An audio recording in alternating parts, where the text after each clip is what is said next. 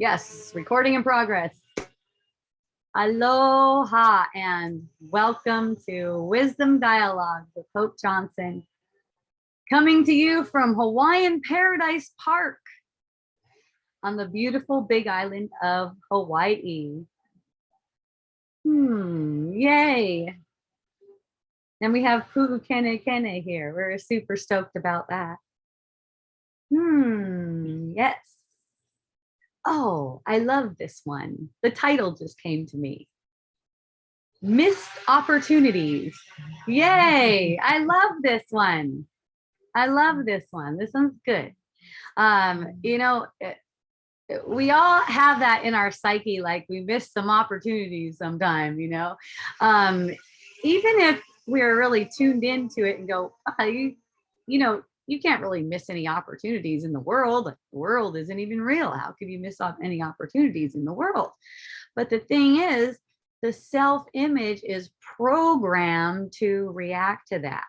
So they're still getting the reaction to that sort of thing, to the sense that you missed an opportunity or it's possible to miss an opportunity. You could be on high alert because you don't want to miss an opportunity. It's the same kind of thing. There's no opportunities in the world except the opportunity to see through the world, to offer that little bit of willingness to see through the world. There's no real opportunities in the world. It's a story that there are opportunities. It's a story that anyone sees as any opportunities in the world. And those kinds of apparent choices are being made for you automatically. When you put your own pressure onto it, like thinking that you know what you need, like some people think they know what they need because they feel like they want it so bad. Like say they think they know they need a partner because they think they want it so bad. And so, there's this sense like, oh man, if I'm not in the right place at the right time, or it's that job, if I'm not the right place and meet the right people at the right time, it's not anything like that, because your curriculum is whatever is coming. It is whatever is coming, and it's coming perfectly. There's no way anything can ever go wrong. So there's let's see what we have here. There's an idea that if you miss an opportunity, it's something that's sad. So you'll see sadness. It'll come out as sadness. Like when you're just sharing something with someone and you're talking, like notice where it's coming from. Notice what kind of feeling place that's coming from. And that just informs your mind. So you don't have to try to control whatever it is that comes out of your mouth, whatever you say. It's just that you're watching what it is and you're noticing what feeling it's coming from. It's kind of like saying, yeah, I wasn't, this sense like, yeah, I just wasn't there at the right time, and you can feel how that feels, and notice how that is. And then that teaches your mind that that's an untrue thought. So you don't have to try to hold on to it. You don't have to go after it. You don't have to make it anything. You can just laugh at it. Natalie, missed opportunities. You're resonating with that one today, huh? Wow, that really was coming up. That was awesome. I loved it. Not even scamming. You're right. Not even scamming. Yeah. Lori's talking about a scam. People pull those scams where they'll be like your friend or something and they want you to send them some money, and then they're going to do something really big for you once they get over there and they love you and everything. And then you give them the money and they kind of like disappear. So yeah, even that is meant to teach your mind. It's an experience that you need. That's a teaching.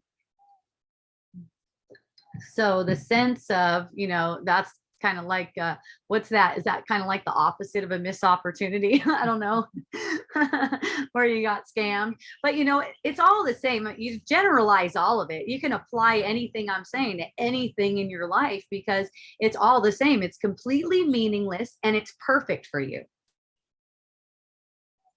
See, let's just take a breath like Ann and I just did into that.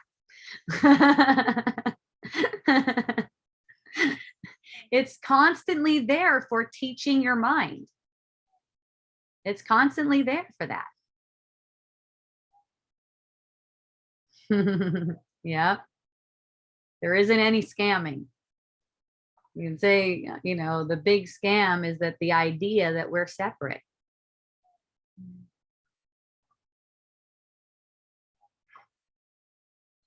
So last week I was having wisdom dialogues, and I was talking about how I got this offer from the SBA one day for almost $1 million. It was like almost $1 million, right?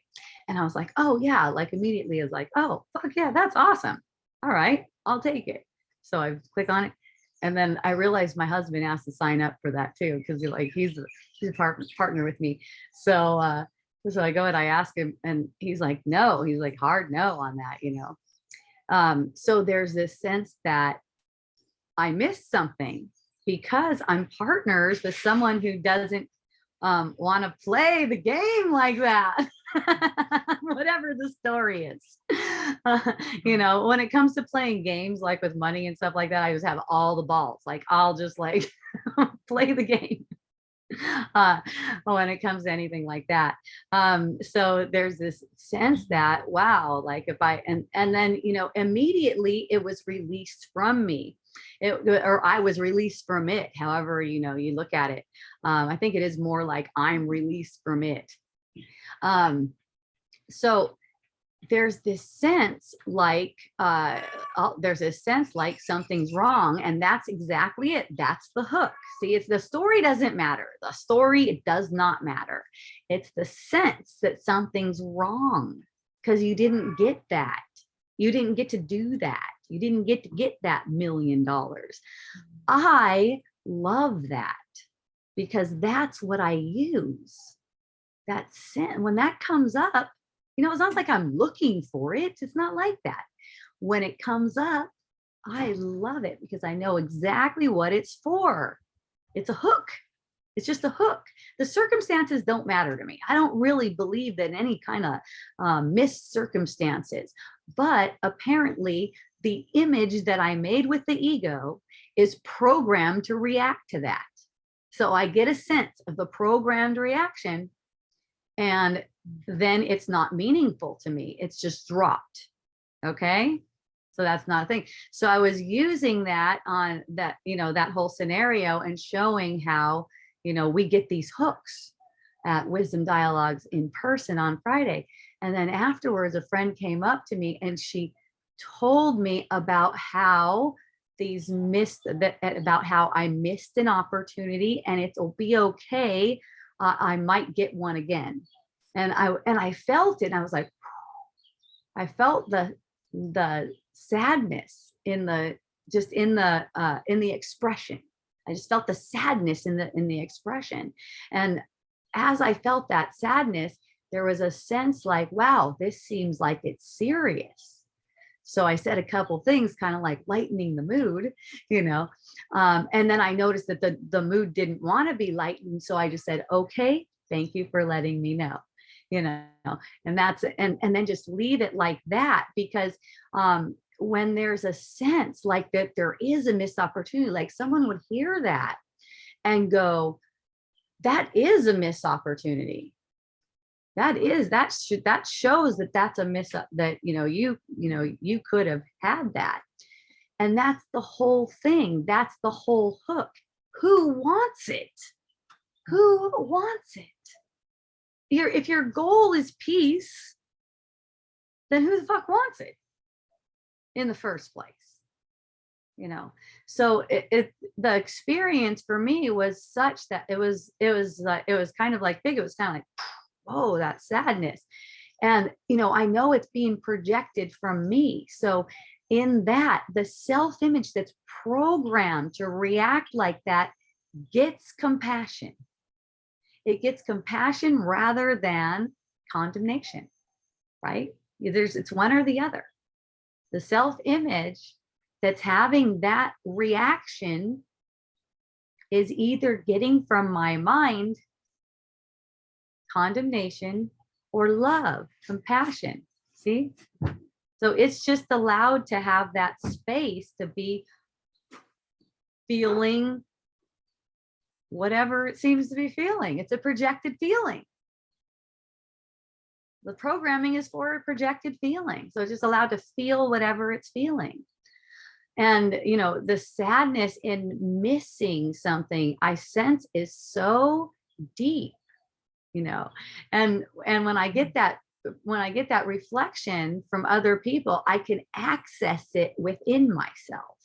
That's how we get to access. That's why how we help each other. That's how we hold each other's hand, guiding each other home, kind of thing. You know, it's like you're just allowing yourself to access the deeper layers of that conditioning that says you missed something. And that's going to make you, if you're having those layers, you know, clenching up like that, it's going to make you suffer. So we always want to access the deeper layers of ourselves. And that's why I'm not opposed to anyone telling me anything. And if they don't want, they're not ready for a correction for the way they're thinking about it and the way they're looking about it, I leave them alone, because number one is allowing myself to get the lesson. And I can't do that if I'm moving in a way like trying to change someone's mind. And it's all movement. I don't really have a choice on what I say. It's all a mental movement. It's like, do I want to move toward tension or do I want to relax? That's all. So it's like relaxing the tense energy, any energy needing to teach something. Do you see what I mean?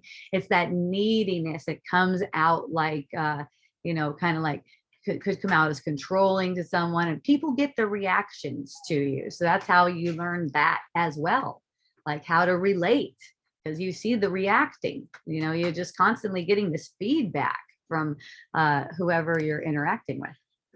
Oh, aloha, Scott. Thank you for joining, my love. Oh.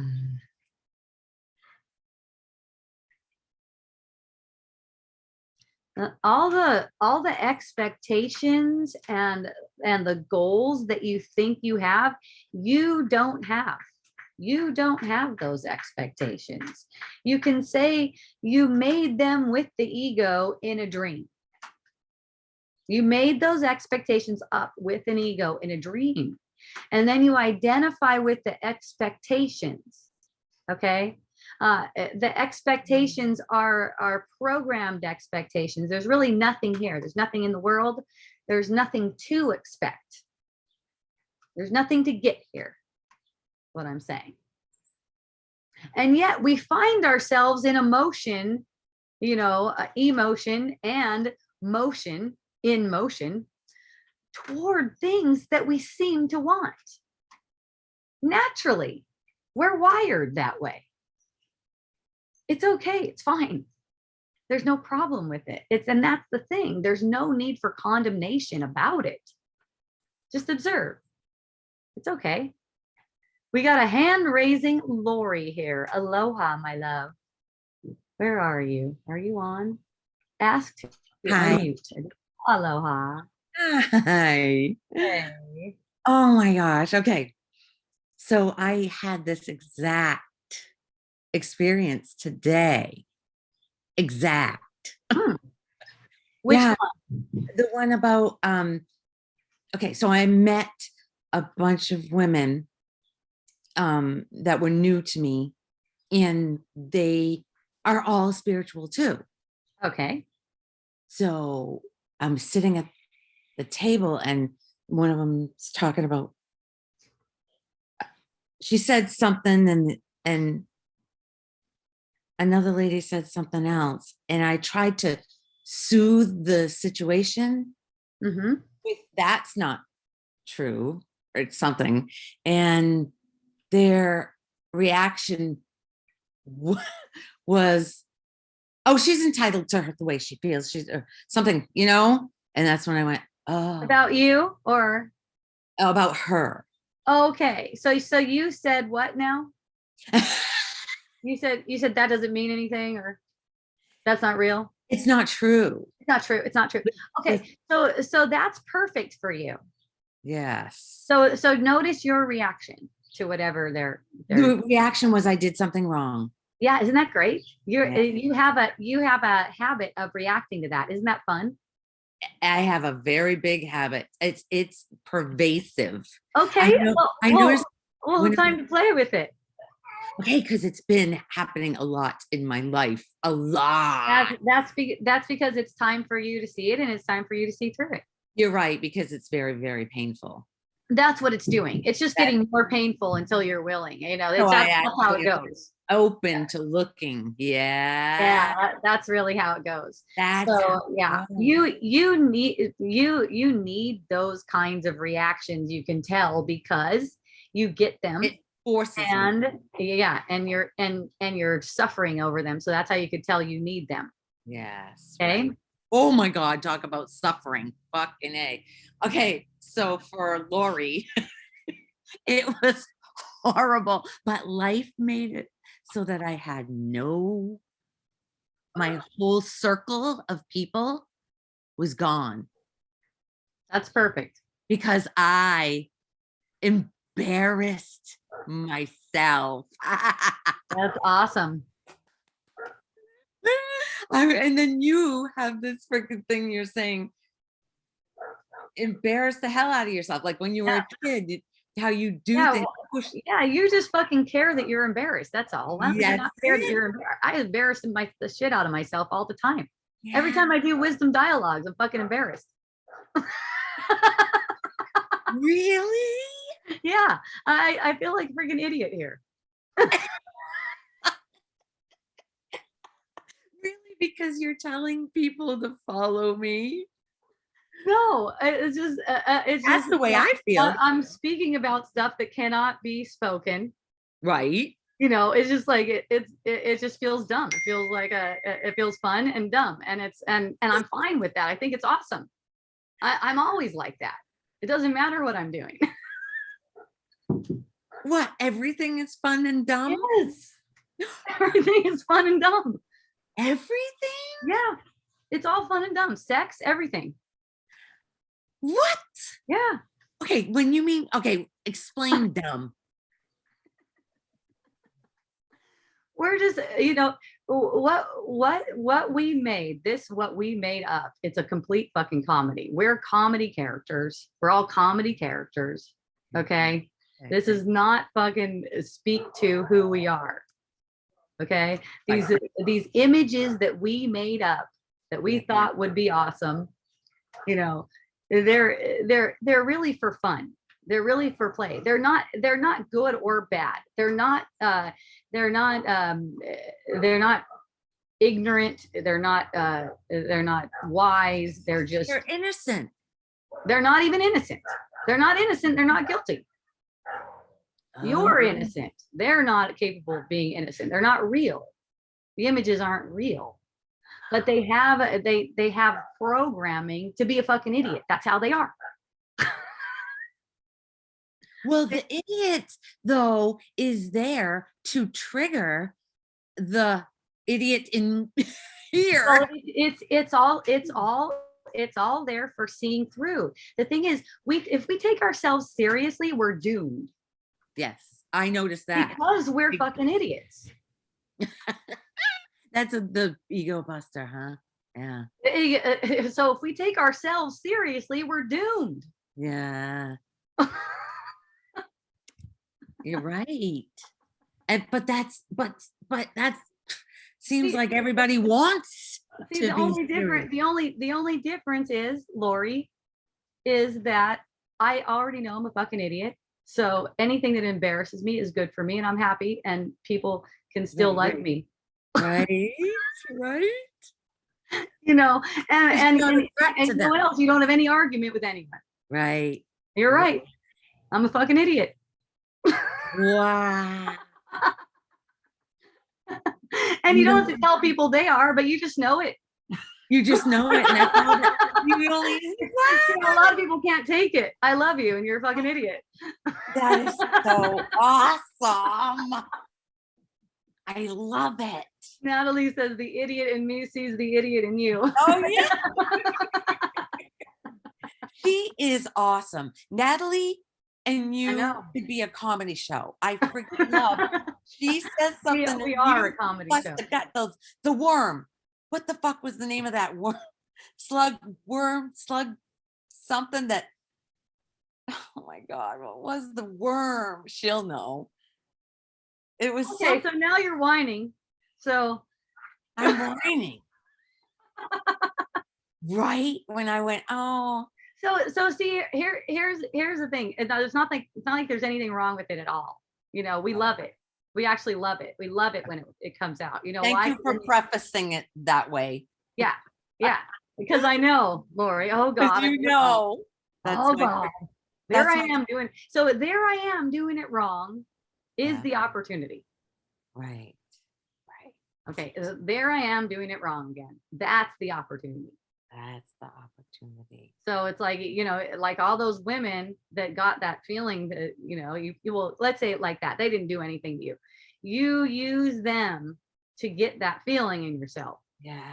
Okay. So you use them. So there's gratitude for them. That helps so much. If you just like shoot a little gratitude for them bringing it up in you, thank you. Or you're using, like, look at like this, them bringing it up in you. That's I don't know why that's just automatic for me right now, but it's not, it's you're not separate. So let's look at it like this. Let's look at it like, you know, you use their bodies to get that feeling. It's kind of like rape. And that's what makes it kind of comical. Like, you're using them to hurt yourself. People are raping, you don't realize they're using someone to hurt themselves. Wow. So, you know, it's like you're using them, but it's not really like that because they consent to it too. You know, it's not like you're doing anything to them. So it's like it's like that, but you know, on the surface, they don't know that you're using them like that, probably. Right. But you know, you just notice, wow, I just used them. Wow, thanks. Wow, freaking thanks, ladies. Geez, thanks for being there for me, bringing that up for me. That helps a lot for seeing, because see, the thing is, it is all seeing. This is all the action is in the observation. Remember that. All the action is in the observation. So if you're observing, look at you, you fucking idiot. That's, yes, thank you. And it's for comedy. Because it's funny to try to pin you for the idiot that you're perceiving in a dream. Right. Right. You're not responsible for that. You know, I love how your arms went mind, up. I'm not responsible for this.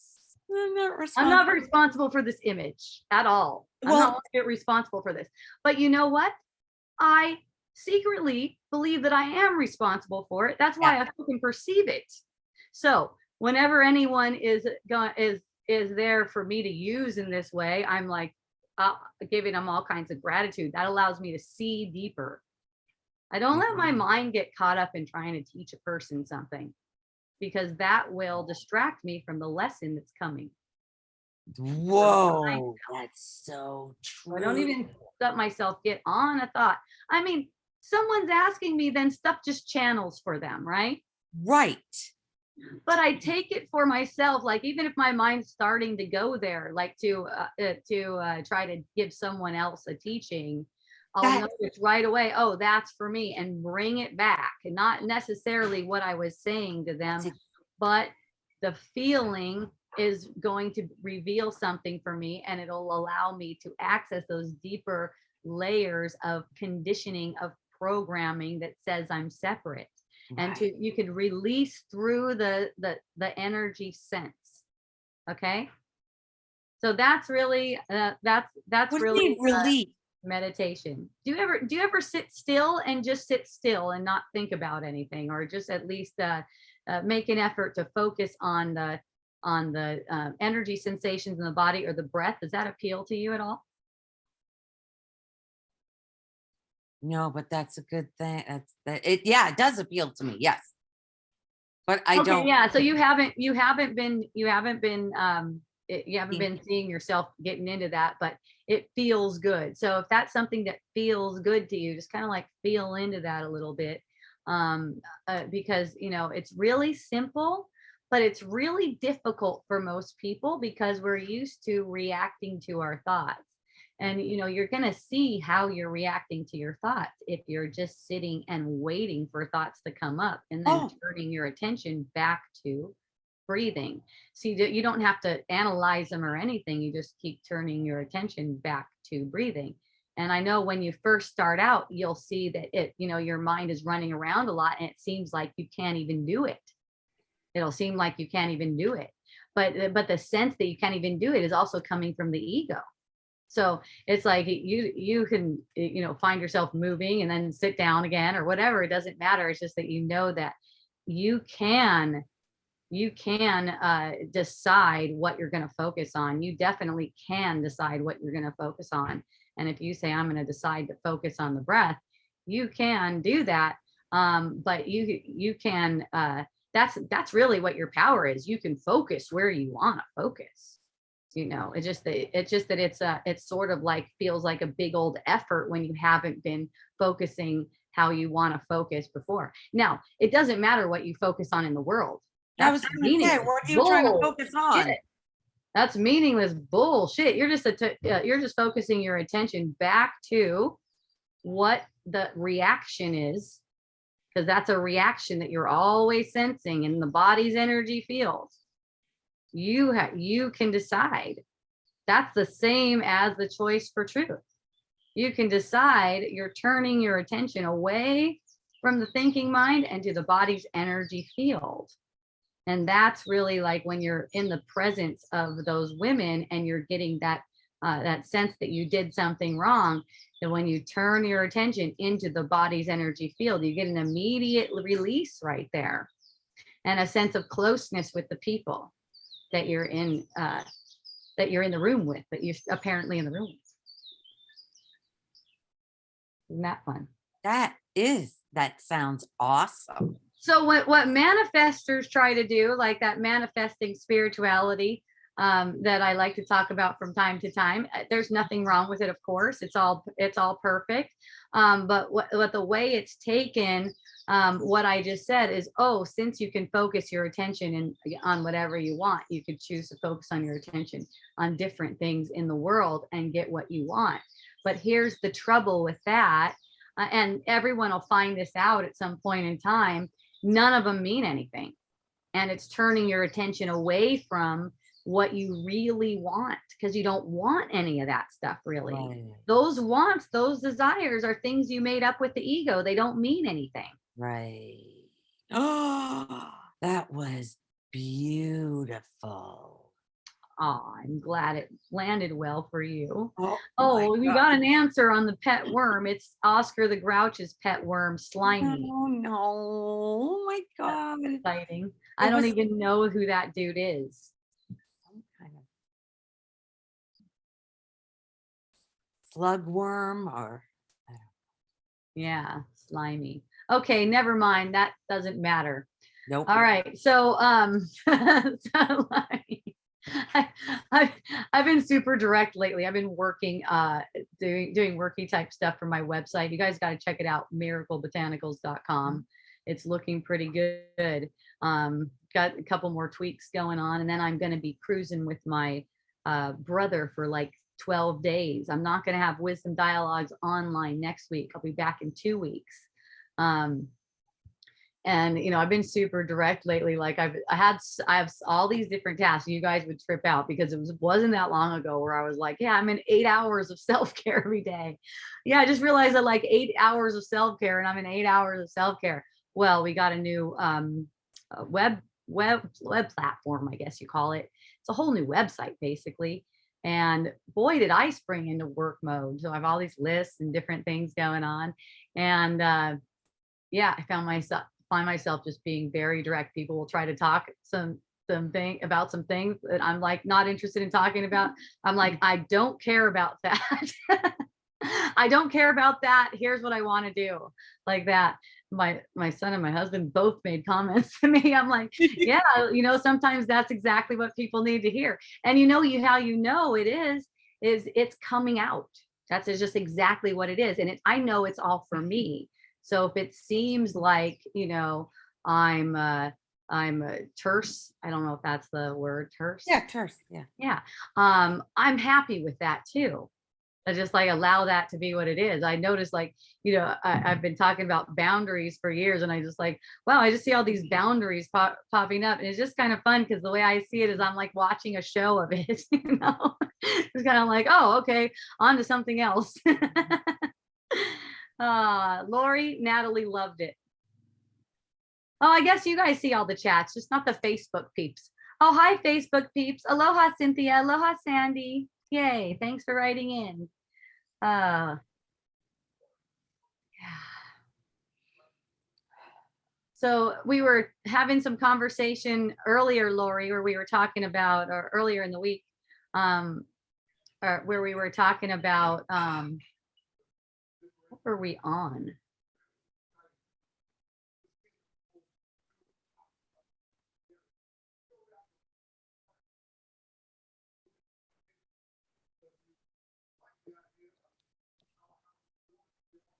Oh yeah, how wishing for someone to be different, wishing for the friends or the spouse or the child to be different. Yeah. And noticing how we project that need for them to be different, just so we can get the sense that we're alone. Notice how lonely that is when you need them to be different. Like, when you are just perfect the way you are, even if I find myself getting a divorce, I'm feeling really held. If you're perfect the way you are, then I feel held in my perception, in my perfection, because what we perceive is imperfection. What we perceive is a thought of separation extrapolated into people and forms and stuff like that. So when we observe people through our thought of separation, it seems like they're not good enough. That's what we get. That's the image that we get. And it's really easy for us to pick out what's not good enough in other people. It's really easy to pick that out in ourselves too. Or what's better too. Mm-hmm. And it's great. It's great for manifesting illusions, which is what consciousness is doing. So it's perfect. It is, you just like let that, you see a need for improvement. You don't have to let it burden you though. See, because that perceived need for improvement is really a need for a better feeling. Yes. Yes. It's just a need for a better feeling. When you're able to accept the person, it is a better feeling. And then you got what you wanted. So you're never going to get what you want out of them. You're never going to get what you want. You think you know what you want out of them, but you really don't. But what it's showing you is that you want a better feeling and you deserve a better feeling. So, and also that you can have it right now if you would be willing to release your judgment. Right. Because you think that the better feeling is dependent on that person being different, and it's not.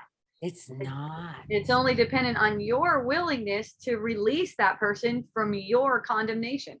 Oh my God. And then you're free. You feel really free. It doesn't matter what is going on with the other person in your perception, in your dream. Wow. Wow.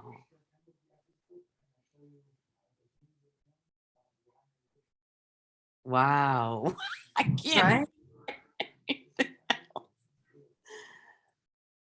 And then there's not a bunch to think about. So it's like you can take all this thought activity that we just generated right now talking about it. Yeah. And you can sit quietly with that and just look at the energy sensation as it arises. Let's all just do that for like a minute, okay? Let's just close our eyes and turn our attention to what it feels like to be as a body reacting to its world. Okay, let's just pay attention to what that feels like. It's constantly reacting to its world. Thought comes, turn your attention back. Okay, let's go.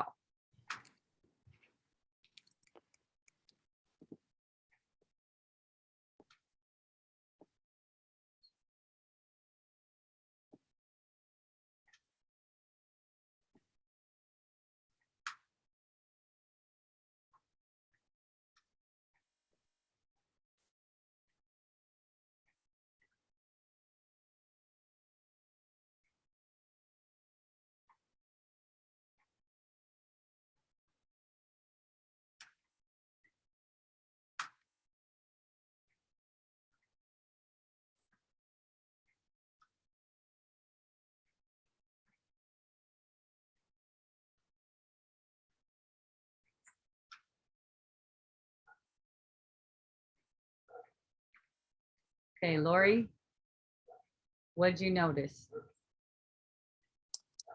Tingling. Okay. This whole body is tingling. Yes, that From is not head- the body isn't tingling. So look at this. The body is a projection. It's a mental projection. And the tingling that you're sensing is you're sensing the reacting to the world. Right. It's uncomfortable. It hurts. It's painful. Mm-hmm. Yeah. So it's a, you know what, Eckhart Tolle has called that a pain body. The pain body. I always You probably wondered, heard that before. I wondered what he Yes. meant by the pain body. Yeah. So that's what you're reacting out of. That's what needs love rather than condemnation. Oh, right. Okay, because the more you project condemnation onto it, the more pain it seems to have. You're so right. So here's something that you might do if you feel inspired. You don't have a choice in it, as always. You know, you can say that this is just something to stick in the consciousness. Okay. If you feel inspired, you can set an alarm on your phone for every hour, your waking hour, to take 1 minute and notice how you feel. That might be fun. Well, I have that recognition app. It's awesome. It comes up every hour. Mm-hmm.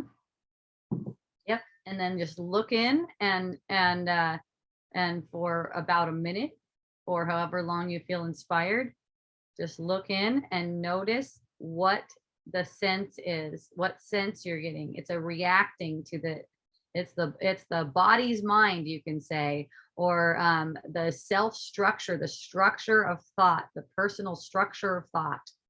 And it's programmed to react to the world it perceives. So that's what you're getting a sense of when you turn your attention into the sense of being in a body. Mm. It's a mental sense, but it projects as a feeling.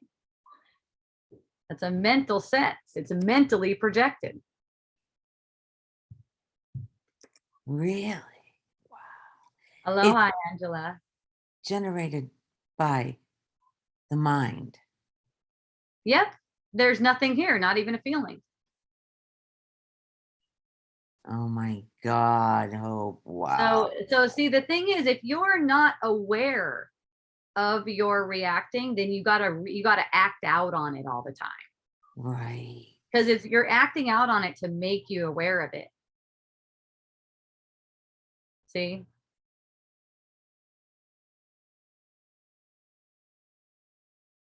It's the acting out on it that makes you aware of it. That's right. So it's not to be condemned. See, if you're not aware of it, that's why I like it. You know, when I was doing Kundalini yoga, I used to hear that Kundalini yoga teacher say to deal with things before they manifest in the physical. You know, you're dealing with things on a Oh, different level. You're dealing with things on a level before they manifest in this physical. So whatever you're not dealing with before it manifests as a physical needs to manifest as a physical because you want to see it, because you want to awaken. See? So that paying attention to how you could say it's your inner child even is reacting, the inner child, which you made with the ego. to react to the world you made with the ego. You know, and so allowing that inner child to receive love, not condemnation. So whatever it does, if it's reacting, it's a gratitude for that, gratitude for the reacting. You know, so it's like you can look at the structure of thought that you built with the ego as kind of like an inner child. You know, you can look at it as an inner child. It is fucking scared. It's programmed to be scared. Right. Okay, so it's like a scared child. So it's kind of like you're there to comfort it, so it can like chill out, calm down. Okay, everything's okay. If you're identifying as it, then there's no comfort for it because you're lost. Right. Oh my God. Right? So you can say it's your job to comfort the inner child that you made with the ego, but you can't do that if you're lost identifying as if you're the inner child, as if you're the one who has expectations, as if you're the one who missed opportunities. That's not possible for you. It's not possible for you to have expectations. You don't give a fuck what happens here. But that inner child that you programmed to be afraid thinks it cares about what happens here. It's so cute. You see how it needs a hug? Like all the time. So do you mentally hug it? Well, it's the embrace of the sensation that is a hug.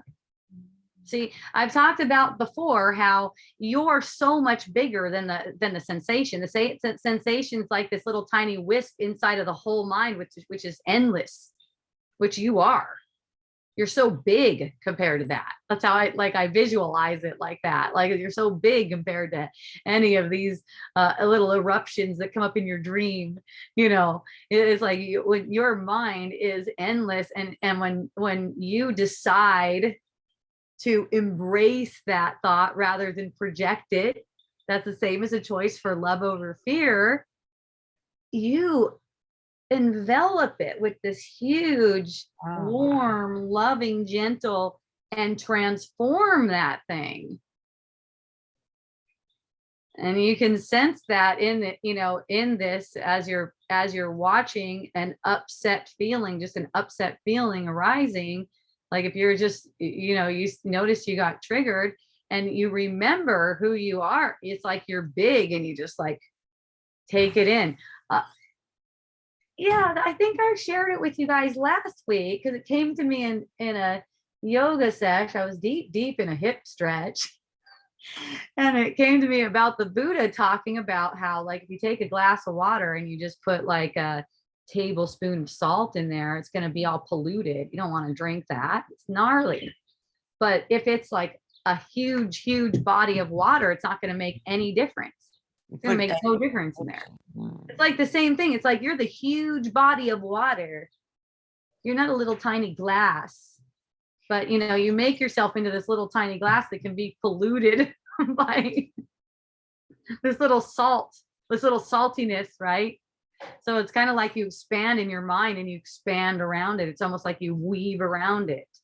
I don't know. It's like none of that's why I say I feel like a fucking idiot, because none of this really explains what it is. You have to have the experience for yourself. How do you get the and okay, I know where you're going. I know where you're going with this. You're trying too hard. You don't need to try nearly as hard. You need to back off a shitload. Back off? Probably more than anyone I know. What? Yeah. You trying so hard, that's the ego. Right. Okay. You don't need to try. You're trying, all you're trying, it just toward relaxing all the trying. How about that?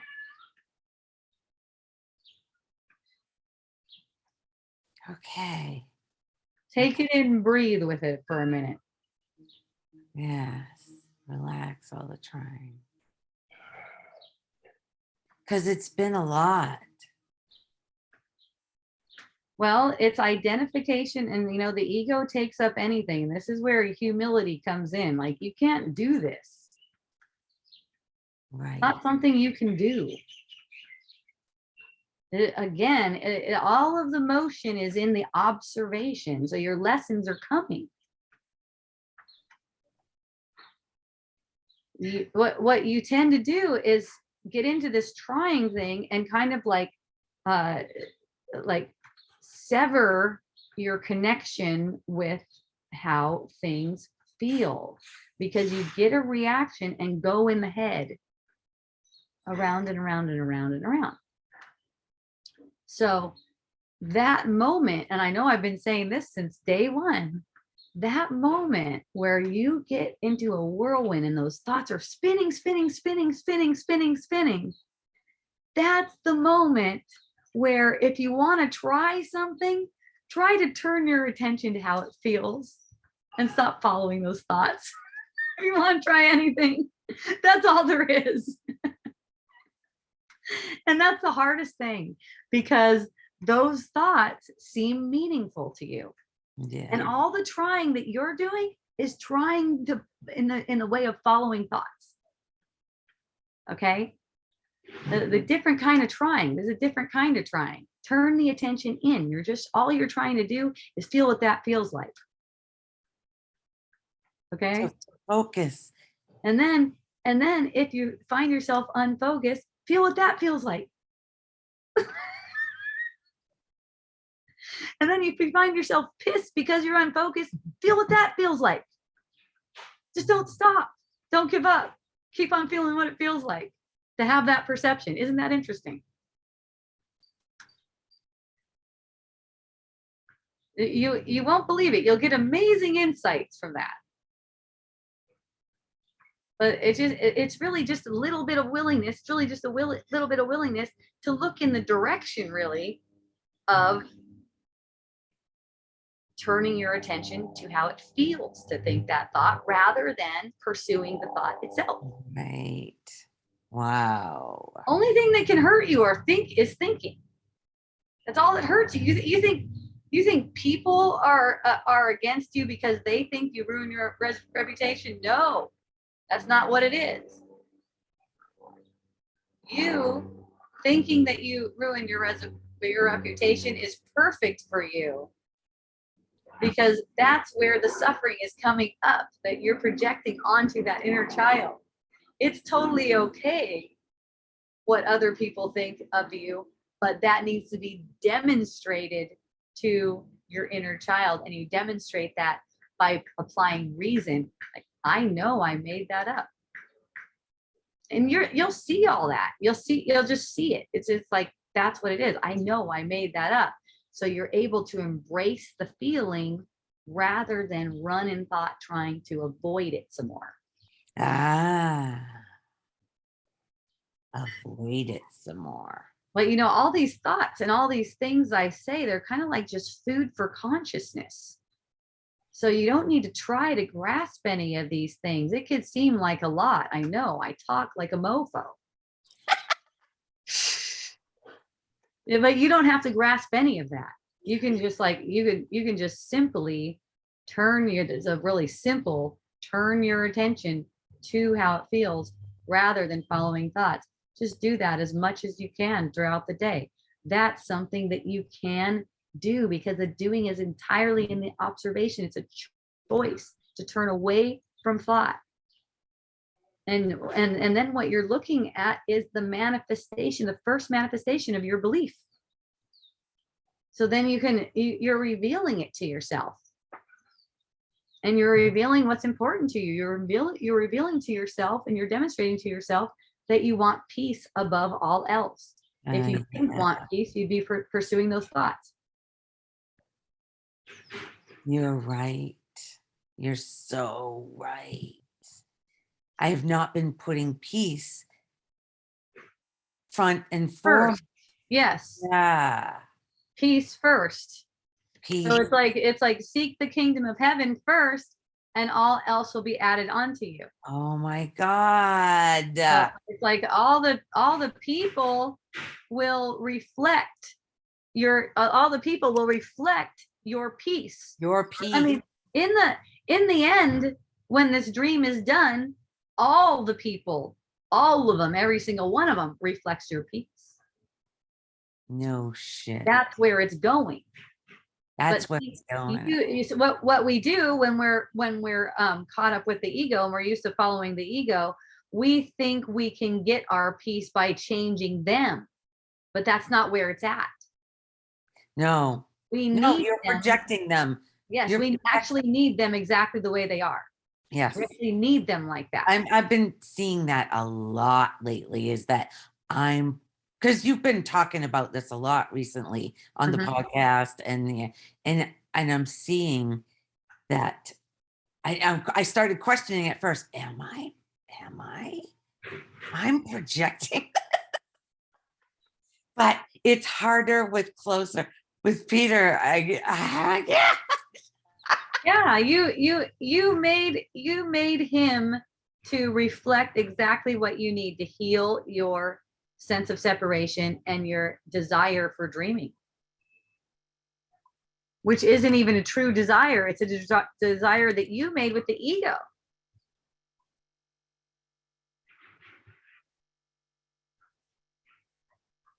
So he's doing everything perfect. He is. Yeah, he is again deserving of nothing short of gratitude. So if you find yourself giving him something other than gratitude, you're not even giving that to him. Oh my! He's protected. He's protected from that. All you're doing is projecting that on your inner child. On my little girl. Yes, your little girl that you made with the ego. That's right. Oh my God. It's not even you. When that little girl goes, "Oh, help me, I'm so sad." That's the ego's voice. Yeah.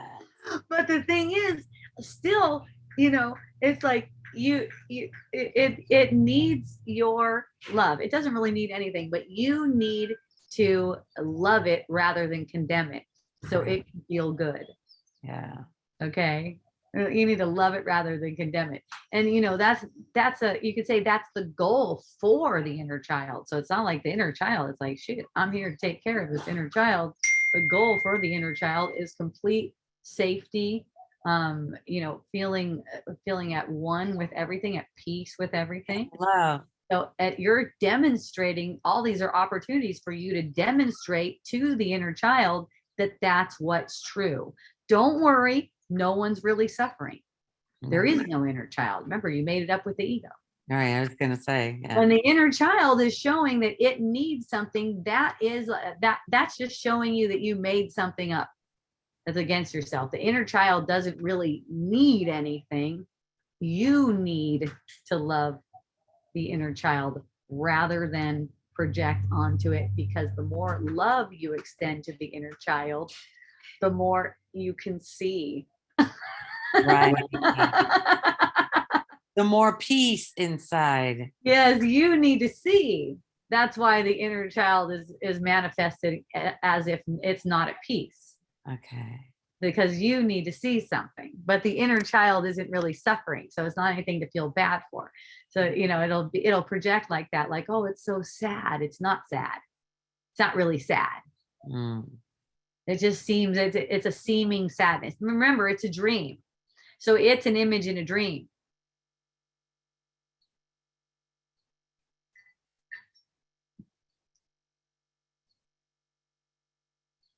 My girlfriend, who I went to Byron Katie with, she is doing ACIM, and her newest song is called "Remember You're Dreaming." Did you share that with me?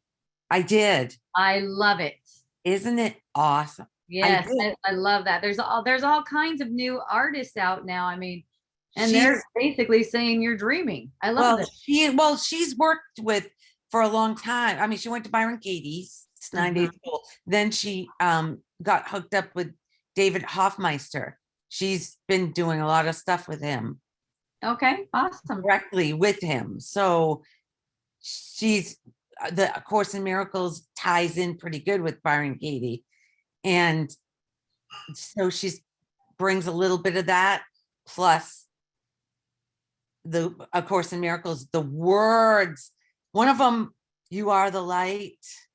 They're all, she says it comes right through her. Yeah, I bet. She has Yeah. no idea that she has let go. Beautiful. Yeah. Yeah, there's a lot more awakening going on. I notice that, and I know it's coming in my perception. Like, we're all dreaming separate dreams.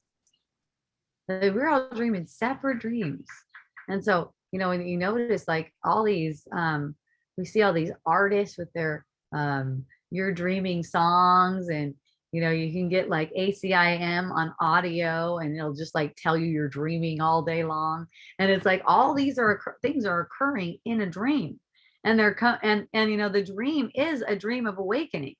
So it's like all these things occurring. It's like all of them are conspiring to bring the mind toward awakening, and that's how it's going. And who knows, and who cares? That's what people go, how long is it going to take? It's like, who cares? Because it's just the dreaming, it's already over as it is. It's just playing out, and if you're using it for what it's for, number one, it's going to go way fast, and number two, you're going to be enjoying it. So you're enjoying it, and you're able to look at it. It's not like you're enjoying it because you're in your little bubble.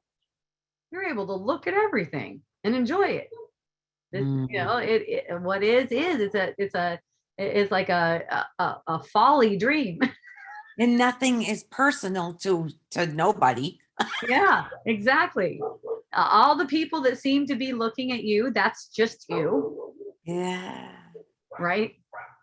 So you can be completely authentic. I saw something today, someone posted on Facebook about how when people go on a date, they're putting on a show. They're not being authentic. They're just putting on a show, trying to get approval, all that kind of stuff. And it's like, that's not how you have to go on a date. That's not how I ever went on a date. That didn't sound fun to me. I would just go there and be my raw ass self, like as I am. And it's like I'm letting them. Who needs approval? Where is that going to get you? And it was pointing to, if you're starting out looking for approval from the person, what kind of relationship are you building? What is this? What kind of game is this? And it's like, just thinking that their approval is going to serve you. Just thinking that you need someone's approval. Like, if you're going out and you're dating someone, like, is that what you want? Is that what kind of relationship you want, where you need their approval? Apparently that's how a lot of them have been set up. Like, you need their approval. If, like, when I was dating, I would let people know really soon that I didn't need their approval really fast. Tell me something like, I don't like girls that have sex with guys on the first date. Okay, then later on. I'm trying to be something, it was like trying to, what kind of relationship is that going to set up? It's just such ignorance to try to impress anyone or get anyone to like you. And what's funny? It seems like more people actually like you when you don't care. Yeah. My mom used to tell me that when I was in middle school. I really cared when I was in middle school. I really cared what people thought. I would go, Mom, how do I get people to like me? How do I get people to accept me? No one wants to hang out with me. And my mom would tell me, she'd go, was that true? Yeah, that's what I would. Well, that was my perception. I would move schools all the time, and I would find myself like being like this new, and I was really weird compared to the other kids. That was a perception I got anyways. I got to be special in some way. So, so I was really weird because, I would just like tell everyone that Jesus is coming and all this is going to be over really soon.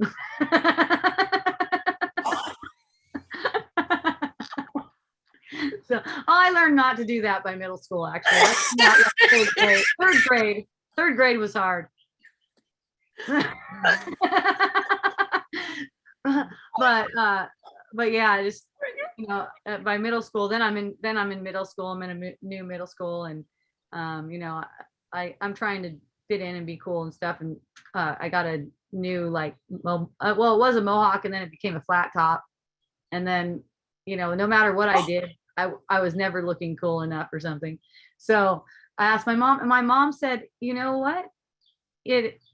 When you don't care, when you do not care, that's when the people will come to you. And I didn't understand that at first, I was just in middle school, but it didn't take me too long. That just developed. I took those words and I go, yeah, I could feel into that. Why do I even care?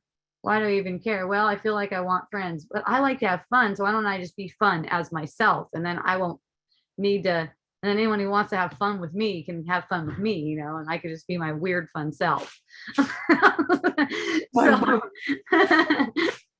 So it just it kind of grew, and I had a boyfriend in high school, and I noticed how I wanted his approval, and I just had some experiences. And like I said, life is the teacher. So just going through some different experiences until I just this is how I like to be. I just like to be myself and have fun. I don't like to play any kind of games. And beautiful. I don't mind if other people want to try to play games with me, though, because I think that's fun. Like, I'm not mad at them, Right. I think that's fun because I like to cut through the games too. I like the challenge of someone offering me a game and then see if I automatically play along with it, or if I'm able to be present in it and make a choice on my own, or make a choice, for the truth. I can never make a choice on my own. I'm either making a choice with spirit or making a choice with the ego. But making a choice, you could say making it consciously. Right, because you got to know the difference. Yeah, exactly. You got to know the difference. That's right. The difference would be it's energetic. It's an energetic play. It's an energetic play. You can tell if you're watching the energetic play when you get drawn into a habitual kind of relating. Yes.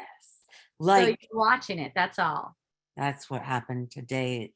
I see when I cross over into the teaching mode. I mean, because eventually it's all just coming out what needs, and then it'll hook around and start thinking it's teaching. And if somebody says something off, it gets all pissy.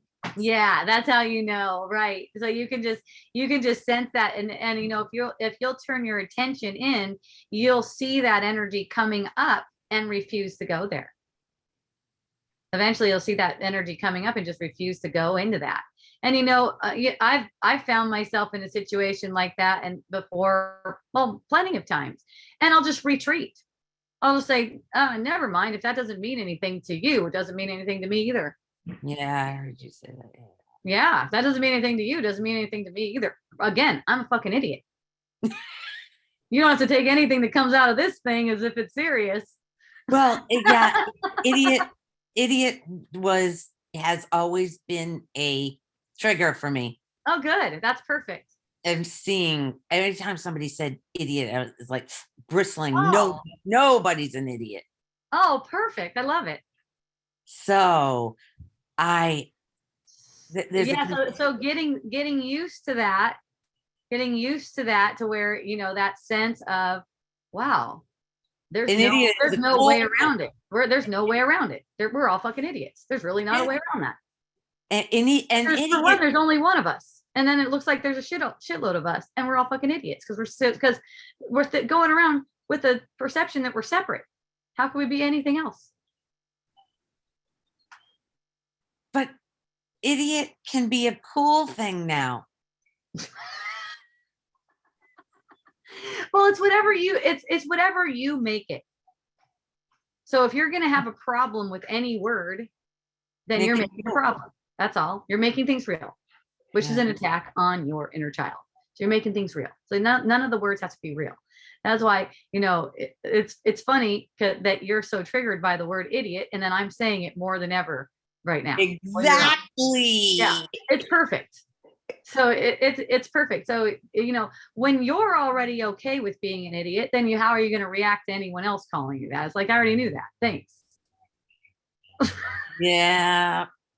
Yeah. Yeah. Wow. You're not going to have an argument about it. No. I know that's true. I know that's really triggering for people, especially in like the new age thing about people trying to call themselves a goddess. Here's the thing. If you call yourself a goddess, it's the same as calling yourself an idiot. Okay? Because it's the same thing. There's no Okay. So Awesome Hope Johnson. Yeah. Just in your mind, just change it to Idiot Hope Johnson. It's the same. It's just that I don't know. You know what? Let's do some A/B testing. You know what A/B testing is? No. Oh, that's where you test like what kind of response you get, doing different things. We can make another Instagram page that says Idiot Hope Johnson. Post the same thing, see what happens. Oh my You never God. know. Might be fun. That is funny. I know. Well, last week when some people were pissed at me, one person told me that they were going to start a Facebook page that's all about me. That's right. Yeah. I'm like, man, good luck with that. That sounds awesome. And it's like anti-hope. I love that. Mhm. So let's like put it, let's do do it both ways. And who knows, maybe Idiot Hope Johnson gets more play. You never know. But the point is that if you are totally okay with the idiot that you made with the ego, it's like, this is my idiot. I love her the way she is. She is my idiot. I Yeah. made her like this. I made her as an idiot because this is exactly what I need. No one's going to talk shit about her, and that's going to penetrate to her. I won't allow it. She's mine. This is mine. That's my idiot. My idiot.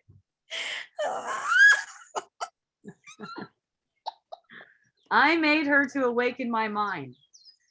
Right. It's okay with me if anyone has a problem with that, because I made them up too. Wow, because you made them up too. Yes, I made them up to have a problem with the one I made up, so I could act like that thing is meaningful and real, and I have to protect it. And worthy. Yeah, and it's not worthy or unworthy either. Right. See, so when you call the image, something and try to make the image something in your mind, anything, that's why I like to be irreverent. I like to be irreverent to the image. That's actually what allows you to extend love to the image. Wait. Reverent to the image doesn't allow you to extend love to it. That's like giving it some kind of power. It's got no power. It's nothing. It's actually nothing. The self-image is nothing. Okay, it's not a goddess. It's not a queen. You can call it all that stuff. It's fine. But it's not like it's meaningful. It doesn't mean anything. So it's like you don't have to identify with any of those things. It's not that you shouldn't call it. Like I'm saying, it's the same. If you call it a goddess, it's just the same of it's calling it an idiot. Wow. Get that in your mind. Calling Awesome Hope Johnson is just the same as Idiot Hope Johnson. Okay. Okay. So none of these things mean anything. They're just for play. See, we tend to be tend to want to be defensive. Like the reason I can get away with Awesome Hope Johnson is because I don't have to defend it. Okay, now I have to be awesome. Oh, I don't have to defend it. I fucking call it that. That's it. Right. It's a thing. And I didn't even really do that. I had a dream that I called an Instagram page Awesome Hope Johnson.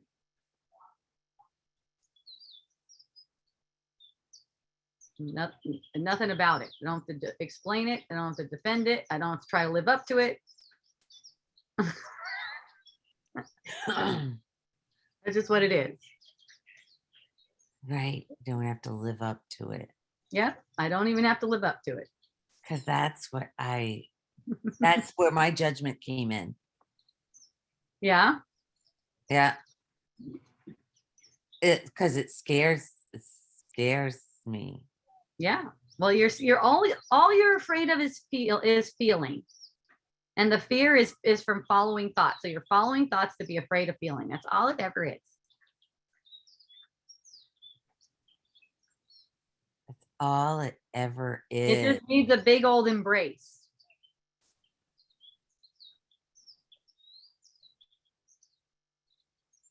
You have no justification for condemning Lori. And boy, have I condemned her. Yeah. Bad. Well, you build her up to break her down. Oh. You build her up to break her down. Look, she's doing good now.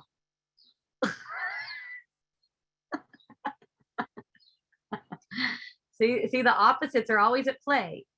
That's why Yeah. that's why I don't bother with building my image up in the first place. And you only build it in thought. It's not an action thing. Oh. You only build, it's not an action thing.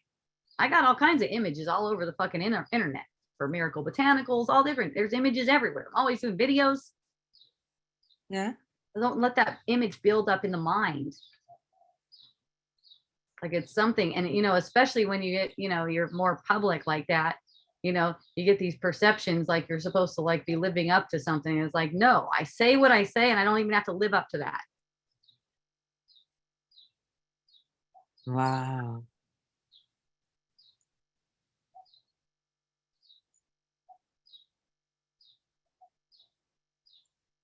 Wow. That's challenging. It's just free though. But Like, yeah, it's challenging, but look at the challenge. It's fun. And suffering is going to cause you to want to meet the challenge. So it's just going to get harder until you want that to meet that challenge. Like, yes, because I know that's going to pull me through. And, it's just, this resistance to feeling has to come up some way because you want to awaken. yeah. You're even projecting the suffering for yourself so you can awaken because you keep on wanting it more and more.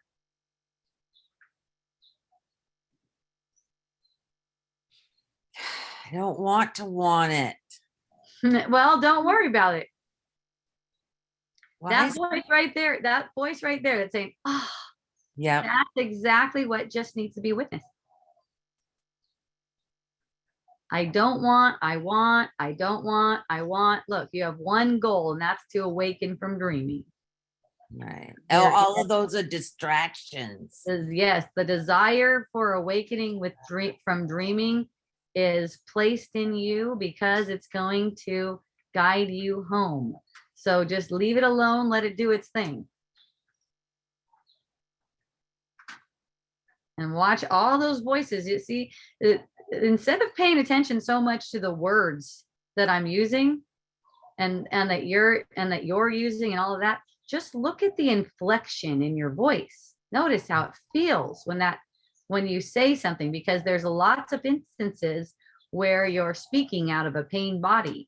So you get really familiar with that. Make that your whole practice all day long. That's what I've been talking about all this time. It's like you're just looking at in the illusion, this thing is reacting and you're aware of that reacting. You can close your body's eyes to the world. You can completely close your body's eyes to the world and not try to make any sense of it, and just turn your attention to the reacting, and you'll see so much.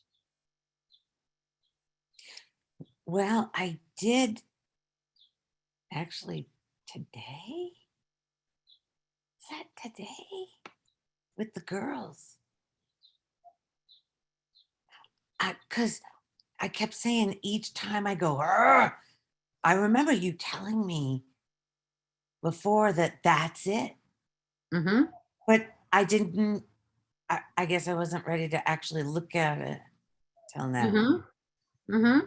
Now, so I'm actually seeing when I go, "Argh." Okay, so the truckers, Mm-hmm. challenging them on, I mean, cheering them on, and then to start hearing the people running running them over with horses and all this bullshit. And I could feel it building up in me. And I'm going, and I said something out loud and I went, oh, Mm-hmm. So what? that's what you're giving yourself that opportunity. You're projecting the truckers, you're projecting the people that are doing the stuff to the truckers and whatever it is that showed you that they're doing that, news story, whatever. You're projecting all of that for that feeling. And you're accessing a layer of conditioning that is pissing you off. So and the reason it's doing that is because it's so false. It doesn't make any sense for you to hold on to that. It's always about yourself. It's always a story you told yourself. You only find in the world what you're looking for.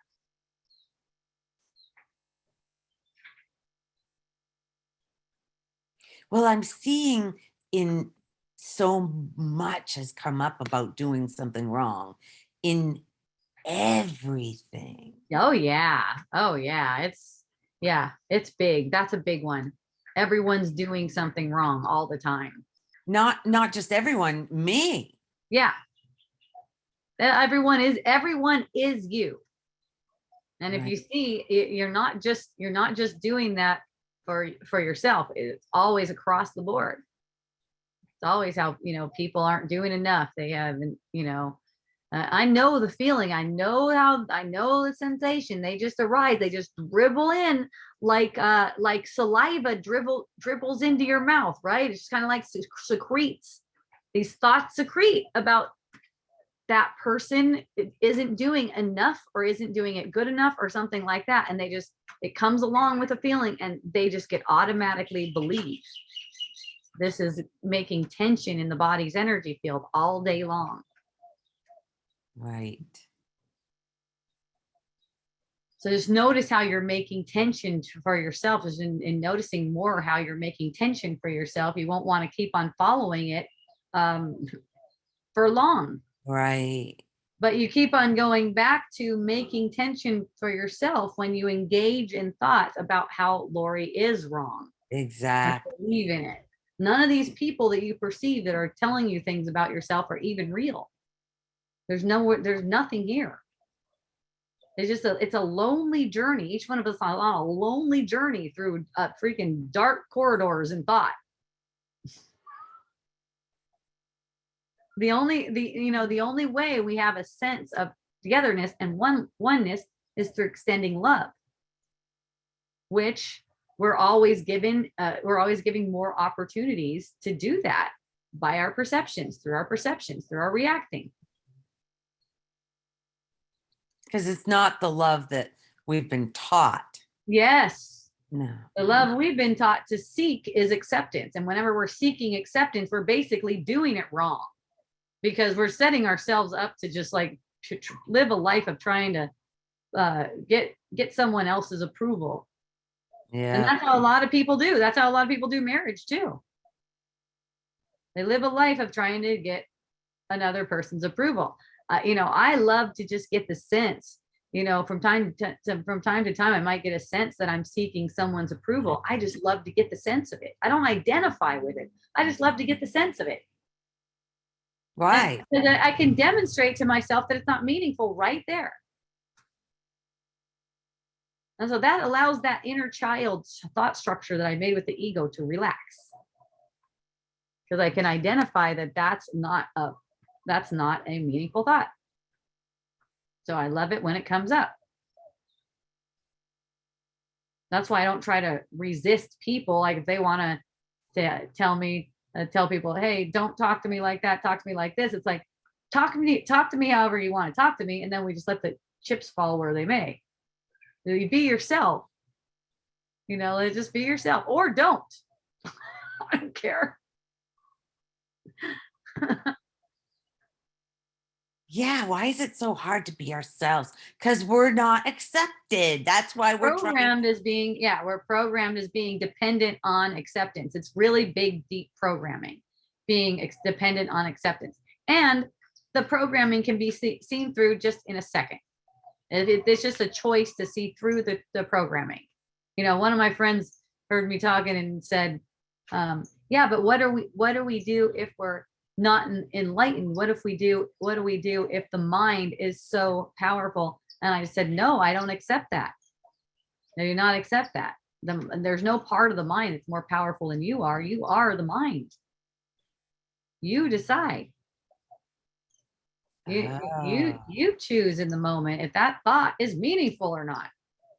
Now, being aware of how that thought feels in the body's energy field is really helpful. Yeah. In that regard. And I'm sure you could see why. I'm sure you could see why it would be helpful. You can see that it's hurting you. But we're taught not to focus on the feeling. We're taught what? We are taught not to cry. We're shamed for crying.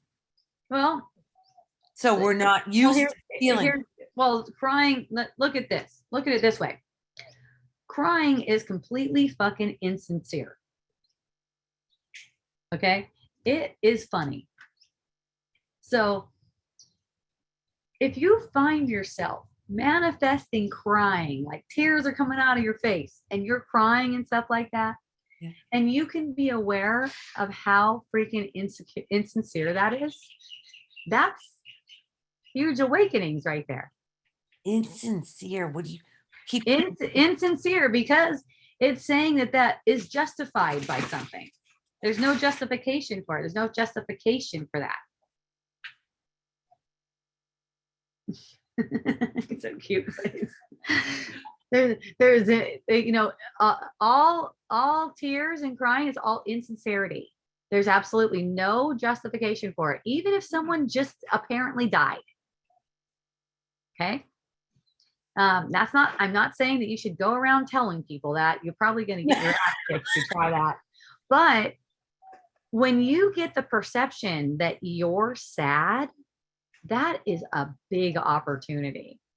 Because this is how it just like totally turned the whole direction of my life. When I got the perception, I'll tell you the story again. It was back in Vipassana, 2014. And I got the perception I was this little girl. I was basically that inner child that was going, Mommy, how could you do that to your daughter? Like, I'm just a little girl. Mom, how could you do that to me? And it was so intensely sad. And I applied what I had been practicing, I guess, in Vipassana to that. And I realized that was meaningless. Even the sadness, and I realized the sadness was meaningless. It's actually meaningless. No one's sad. So it was totally insincere. This is made with the ego. All the upset feelings are made with the ego. They're completely insincere. So when you have the manifestation of sadness or crying or whatever, and you're aware that it is insincere, that changes everything. Because you're still going through the intense energy sensation, but you're aware that this is insincerity at play. And when you're aware that other people crying is insincere also, you can hold that energy really well.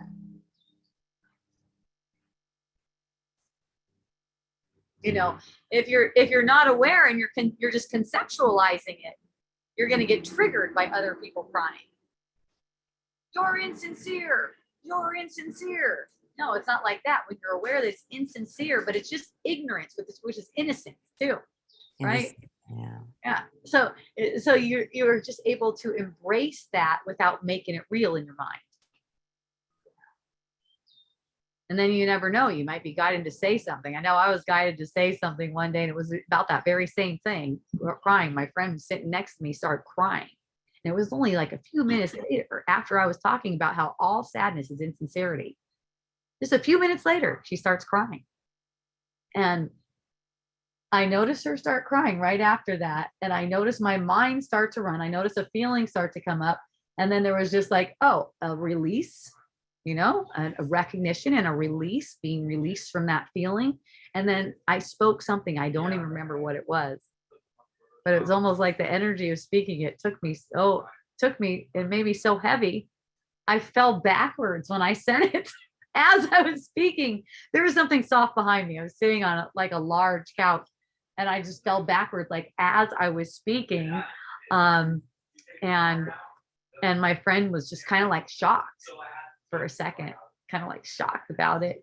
And the other friend that was on the other side of me was like, oh my God, this is incredibly deep for me, because there it is. There's the crying. There's the sense that we're both sitting there. And there's the patterning is that we're supposed to validate that. But we were just talking about how that shit's meaningless. So we could both feel the pull. Me and the other friend could feel the pull to get into habitually. Oh, empathy, ego empathy. Oh, it's so sad. Oh yeah, you're that age and you haven't even accomplished anything yet. Seeking. Yeah, exactly. Yeah. Or but you're doing good or whatever. I just said what it was, and the energy of it was so powerful. I fell backwards. But I think it landed. I think it landed really well too. And and most importantly, it landed in my own mind, and that's where it always is. Like landing in my mind. It's demonstrating to my mind that only love is real. Only love is possible because only love is real. I'm allowing the sensation that I noticed was this sense like being drawn into a pattern. And it's not like that's someone else's pattern. That's not her shit. I made her up. It's not like it's her stuff. I made her up to help me access deeper layers of conditioning and undo them in the mind that we share as one.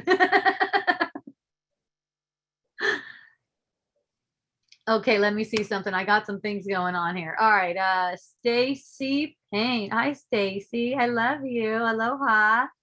When you say you can take care of it right in the moment, what do? You feel love in your heart. You recognize it and say, look at that thought. Well, it's kind of like this. The energy, like I was just talking about in that pattern where my friend started crying. There's a energy pattern arising. I could sense it in the energy field. It's almost like it's going in that direction, almost like physically energy's going toward her into some kind of play. And I can sense that in the field. By my awareness of it's going on, I'm automatically released from it. I'm just willing to be aware of it. That's all. Wow. I'm willing to be aware of it. That's all. And not judge it and not make it anything. And because I'm open, I'm listening for my guidance. I'm in a listening state. I'm not in a making it mean something state. Oh. I go back to a listening state. It's just overthinking. I'm not so attracted to overthinking like most people are, because I can see the pattern. It's like I can recognize the pattern. There's overthinking always associated with upset feeling. So I just turn the attention to the feeling, and in that I'm immediately released. It's like super simple. Super simple. And if it seems like it's not simple, it's probably that you're trying to think about it. You're not just relaxing and getting that and getting the sensation. Like Lori was saying earlier, when she tuned in for a minute to her body sensation, all this tingling that was kind of painful. Yeah, that's how it is. This is a pain body, as Eckhart Tolle has told. I'm not sure how you say his name, has called it. And we're reacting through the pain body unless we are able to kind of like nip that in the bud. Okay. So if I were to get that sense that we're in a pattern and it makes me uncomfortable, but I don't realize that I'm being drawn into a pattern and there's a choice to be made here, then, the interaction could go a lot different. It can be more contentious. That's what I noticed, contentiousness. When I lean to my own understanding, I feel contentious. I feel like I have some kind of like an acrimonious type relating going on here rather than extending love. So I'm paying attention to my feeling, and it's almost like I'm just slipping past these blockages that I set up. These upset feelings are defense mechanisms that I set up to keep me in check, to keep me in my lane, so to speak. Now that's so fun. And then how do you send yourself compassion in that moment? Oh, sorry, Hope, that you thought that about yourself. Look at how my ego has me going. Well, I'm not trying to think thoughts. So when there's a sense that something's wrong, I could say I'm more like allowing thoughts from the Holy Spirit to kind of like guide my attention to what needs to be attended to. Okay. And not following the ego. So basically we're making a choice between two guides. One of them is totally compassionate. So one of them, if we make a choice with that guide, it's all mental energy. We make a choice to use that as our guide, because we're basically using one or the other as our guide all the time. Guide and thinking. All the thoughts come from one or the other. So which one's the guide? Okay. So the guide and thinking. So it's like if a thought comes from the ego, because it doesn't feel like compassion. It's like the opposite of compassion. It's like not compassion. Okay. Compassion isn't necessarily, it's not for another person, although it gets extended to them through you. It's for you. It's always for you. It's for your mind. Okay. So when there's an upset feeling and an upset thought coming up, not a non-compassionate movement is to lean to the thoughts and understanding that you made with the ego. That's a non-compassion. That's blocking compassion. Move toward compassion is a move toward any thought that gets you to turn your attention to something other than the ego's guidance. Okay. Because when the ego's guidance isn't followed, it falls away from you. It loses attraction to you. It loses meaning for you. You could say it like that. It stops resonating with you. So that compassion is always for yourself. It's extended to everyone and everything, every thought structure, the thought structure that manifests as, you could say, your inner child or your self-image, even the body, all that. Okay. And every other body that seems to be in your experience, all projected by the same mind. Okay. You don't have an ego. So one of your questions is, look at how my ego has me going. No, you don't have an ego. There's no my ego. Okay. There's just an ego, a sense of self. And everyone has a sense of self. It's a sense of a separate self, but the ego isn't separate. It's just one ego that and it doesn't even exist. Okay. A sense of separate self, one thing. Okay. It's not personal. The ego is not personal at all. So you could say it like this: your inner child is totally protected from the ego's attacks when you look at the ego's attacks as meaningless. Oh, wow. That's how your self-image or your inner child is protected from the ego's attack. It's not protected. It's the opposite of protected when you're following the ego's thoughts. It's looking for approval from people who mean nothing. No one means anything.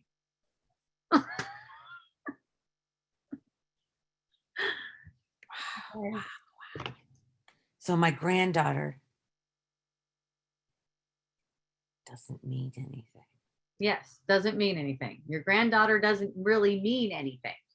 It's all you. The granddaughter is a role that you're playing for yourself. Whoa. She's not like that. She's not how you think you see her. Goda cries about everything. That's because you're fucking great, Goda. Freaking awesome. I cry about everything in my experience. Crying seems to help me feel something to the fullest. Yeah. And you know, and here's the thing, you want to feel it even more to the fullest and blow your mind. Cry with awareness that you're being completely insincere. Okay. Because in order to have a manifestation of crying, sadness in any form, you have to be believing in something that's not true. That's insincerity. Okay. So that's going to blow that open for you. That's going to blow that open for you. Crying isn't wrong. It's not what I'm saying. Cry like a motherfucker. Just cry with awareness that you're being insincere. That's all. It's fun. I imagine it makes you laugh right away. Oh yeah, it's blasphemy to the ego. It's complete blasphemy.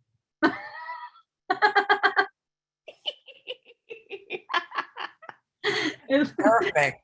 It's great. I'm an idiot, and when I cry, I'm insincere. Those are your takeaways today.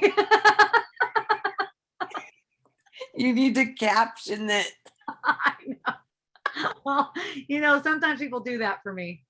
All right, I'm going to take Yulia. Yulia's got her cute little hand up. I love you, Lori. I love you too. Thank you for coming on. You're awesome. Okay. Yulia, you are on, my love. Hey, Hope. Aloha. Aloha. I hope I'm glad to have a cute little hand. Yeah, it's a really cute hand. I just lowered it.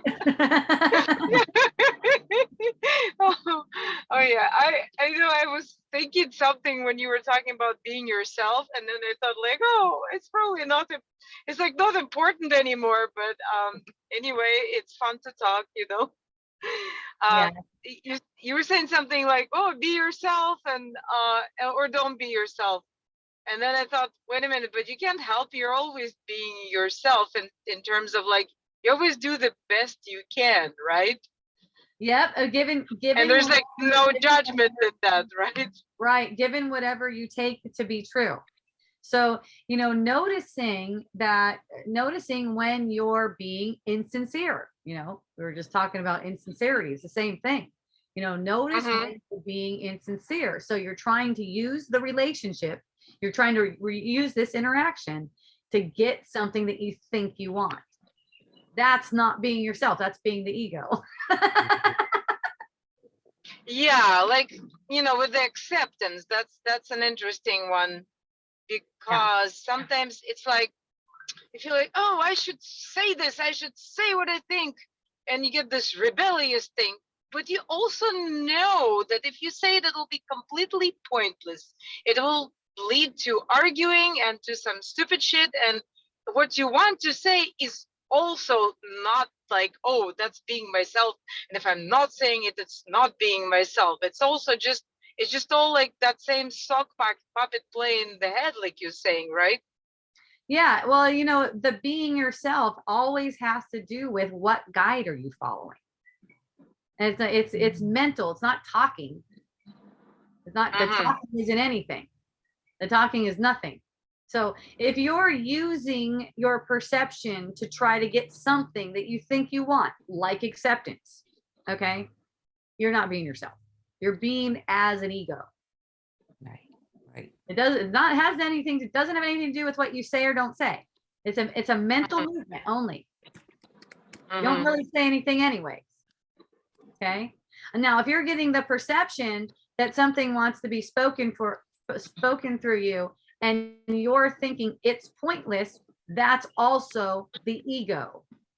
Okay. So you just not leaning to your own understanding is where you're being yourself. Stop leaning to your own understanding, the understanding that you made with the ego, how this is going to go and if it's going to be pointless and stuff like that.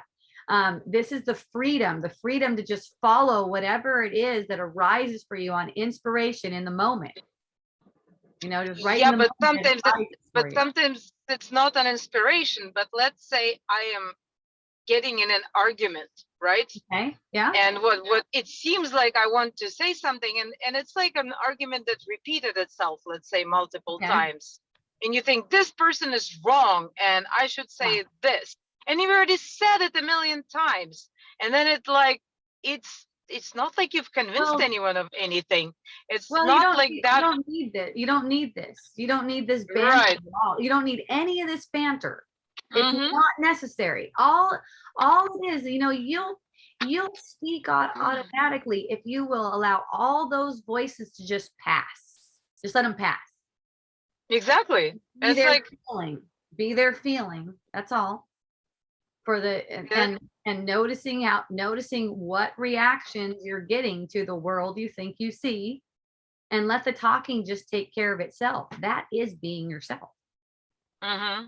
Because you're Mhm. not leaning to any of these ego thoughts that say what you should or should not be doing, what would be good and what could be bad or anything like that. You're just allowing yourself to be completely you're like embraced for the channel that you are in all of this awakening. Right. And all of And our awakening in a dream, it's like your expression is a huge blessing.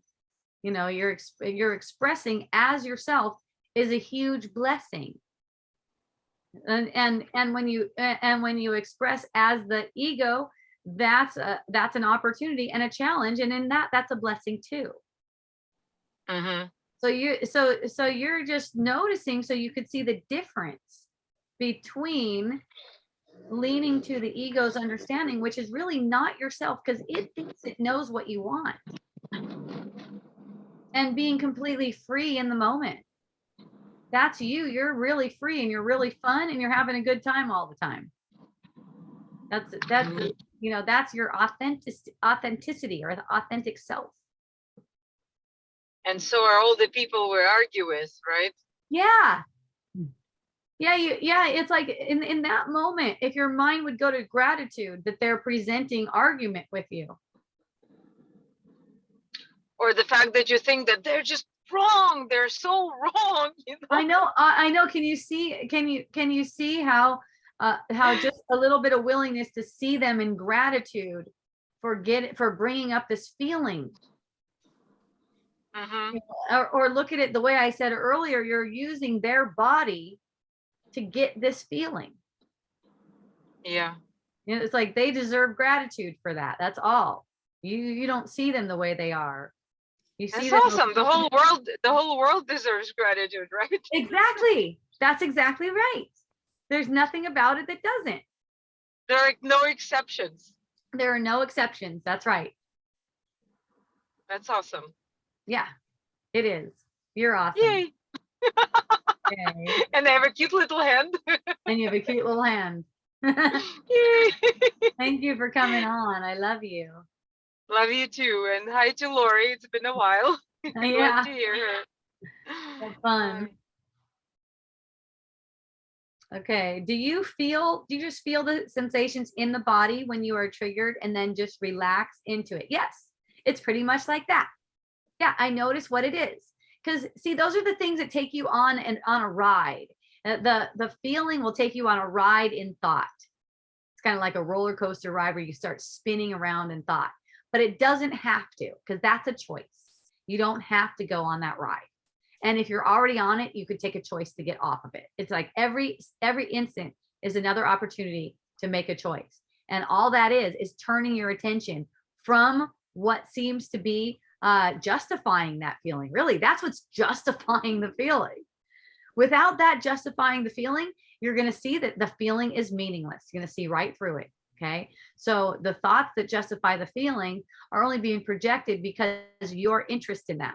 If you withdraw your interest, which is what I'm talking about, putting your attention to how it feels to be reacting to that thought, you withdraw your attention to it, it loses any power that you gave it. Well, you gave it a shitload of power. It loses power. It's like diffusing the power from that thought that seems to get a hold of you. All right. It needs your energy. It needs your attention, feeding it constantly. It has no life of its own because it's totally not true.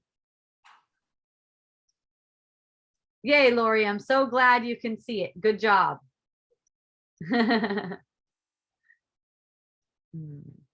Okay, so let me do a couple settings there. Okay. I love you, Kim. Thank you. Thank you so much. I appreciate you. All right. Does anyone else have any questions? Do we have any hands to raise or anything? I'm not going to be here for 2 weeks now. So next Monday, I'm going to be cruising with my bro. I'll probably get some wisdom bits in for you guys on Instagram. If you want to follow me on Instagram, Awesome Hope Johnson, awesome.hope.johnson on Instagram. I guess you put an @ sign there first, and hopejohnson.org for lots of stuff. The book is on there, Unschooling for Parents. It's a really good book, even if you're not a parent. You can donate to me on there. You can reach out to me. You can send me a contact if you want to have a one-on-one. We can do that. I love it.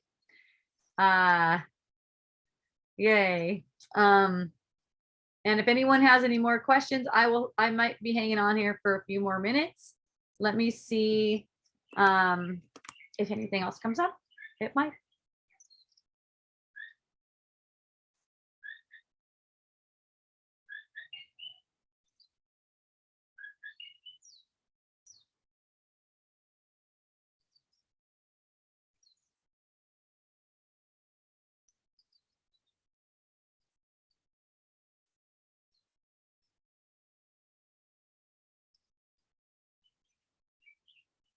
Okay, it's not a game. It's not it's not a game choosing truth or illusion. That's like the reality of what you came here for. So you didn't really come here. What's your reality of what you're expressing in a dream for? Okay, so that you can see through all of the illusion. That part of it is not a game. The illusion itself, that's a game. That's nothing. It's like, but for you, you really want to choose the truth. That's what you want. So for you, that's not a game. You want to choose the truth. But this illusion, it's a game. It's to get you from seeing, prevent you from seeing that this is what you really want. Get you to think that you want other things. Get you to think that you want money or a person or a good body or health or whatever in the world, to prevent you from seeing that you really want to escape the world. I'm just getting closer so you could see me without sun blocking. So the goal is to see through all of these things that seem to distract you and make it seem like you want something. That's why I call this one missed opportunities. That makes it seem like you wanted something before and you didn't get it. Okay. So then you're suffering over that. So looking at all these different ways that we trick ourselves into thinking that this world is real, and they all come with an upset feeling. So that makes it super simple to see. If there's an upset feeling, yes, it needs to be embraced. And embraced by what? Embraced by your mind. The upset feeling is arising in your mind, and it's being projected on a thought structure that seems to be a person, a body, whatever. Okay. So in your mind, you're way larger than that upset feeling. You embrace it with your mind. It's kind of like embracing it with your mind. Another way of saying it, turn your attention from the thinking mind to the feeling mind. It's still mind again. In the body's energy field, those are the projections of what it feels like to react to the world you made. Okay, that's just projecting. So there's no reason to be afraid of the feeling. They're all meaningless. When you embrace it, you see how to get free from it. It's almost like you slip right past it and let it pass. And then you're on to healing, loving, extending, connecting. Okay. It's like you get past this little block in the way. It's almost like it reminds me of a video game I play with my son a lot. It's called Mario Party. Okay. There's this big thing, I think they call it a thwomp. It comes down and it blocks your path. And in this case, if you have enough coins, you can get past it. Okay. And here it's like you have everything you need to slip right past any of those blocks. Like you have all the abundance you need to slip right past all those blocks. And that's really what abundance is. It has nothing to do with money or anything like that. That's the abundance that you are, that you don't have to accept any of those limitations that you put up as defense mechanisms to prevent you from seeing when you didn't want to see. It served its purpose. You got to go deep into the darkness of the world you made, and now you're interested in undoing that. So now all those blocks are being presented to you because you wanted them. You made them to keep you in line. Now you can just decide to slip right by those blocks with the abundance that you are. You have enough to slip by any of them. It's just a choice that you make. It's just a choice that block, that particular upset feeling, saying this thing is completely meaningless. It has nothing to do with you. And then you're free. So, I love how funny the ego's comments are. They're just funny. I mean, I haven't heard it. I don't think I've heard it real recently, but one thing that I would hear a lot that would just make me laugh over and over again, never failed to make me laugh once I started hearing it, is "Hope you're a fucking idiot." It never failed to make me laugh as soon as I realized, and that was years ago, it just makes me laugh, and I don't have an argument with it. That's why. It's just fun.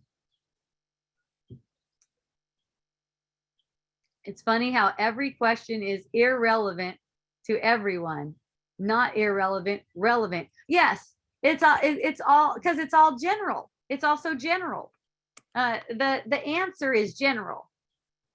It's like we make all these problems, make all these like, oh, I have a real special problem. We think we have these special problems. That's why I tell people, hey, if you think you have a problem, write me about it. Tell me about your problem. And I'll show you how you're holding something to make that into a problem for you. It's fun for me. I enjoy it. That's a game for me. So feel free to write to me if you think that any of these problems are meaningful. But yeah, the way is generalizing it. Make it all the same thing, because it is all the same thing. It's all just delusion, and it tries to depreciate you. Okay, but it can never touch you. So the reason why you have a self-image to be depreciated is because that's more believable. There's no way you're going to believe that you could be depreciated if you're knowing who you are.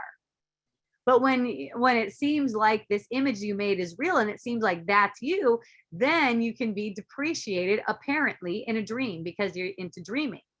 But anytime you perceive yourself being depreciated, that's not yourself. Let it be completely depreciated and be okay with that. That's why I like to say, hey, don't listen to me. I'm a fucking idiot. If anything I say triggers you or bothers you or it makes it something else, just disregard me, man. It doesn't mean anything. I remember seeing you at Pele's Kitchen one time, and you had the biggest smile and happiest face. And I was like, dang, what is she doing that's awesome? How fun, Kim. That's awesome. Well, yeah, I mean, it just lets your, what I'm talking about just kind of lets your natural, like when I say be authentic, one of those things is joy. The authenticity is actually joy, because you know that none of these things that you were taught to think with the ego are even relevant. So what is there to bring you down? Your joy is automatic. That's one of the I guess you could say the effects of following the guide. That's the Holy Spirit. You can take another name for that if you don't like Holy Spirit. It doesn't really matter. It's not in the name. But just for clarification, when I say Holy Spirit, what I mean is the guide that's been given you, who knows who you are and also knows what you made of yourself, and also knows that self is a fucking idiot. And has no judgment on it. No, without judgment. It's not a judgy thing.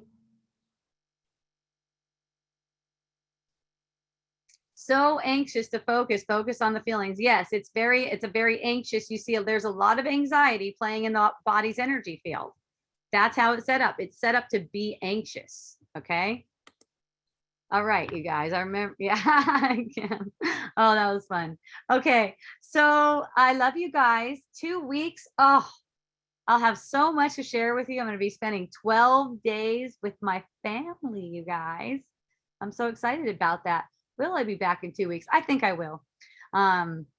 Unless they're still here or something happened. If not, if it takes me another week, you guys will get a notification through Zoom. So if you're seeing this on Facebook or YouTube and you want to do the Zoom thing with me, you just sign up over there and you'll get all of the notifications. Yay. Yeah, that brings anxiety to you, Lori, that I might not be here for 2 weeks. Is that what you're saying? That can't be possible. That can't be possible. That it would bring anxiety to you. That that would be like projecting projecting that, you could be victimized by me not showing up. No, the anxiety was there before you ever met me. It's just like you could go, thanks, Hope. That's fucking awesome. Being with family for 2 weeks. Oh, being with family for 2 weeks. Same thing. Same thing again. Thanks, family, for being so freaking awesome. And I have to spend time with you for 2 weeks. Man, that brings up a lot of anxiety. I must have made you into something that's really self-defiling for me. I'm going to use that period for learning how to extend more love to myself, learning how to embrace peace in the moment. And look, you don't even really have to learn anything. So take that really lightly too. Isn't that fun? Yay. On that note, mahalo, aloha, and a hui ho.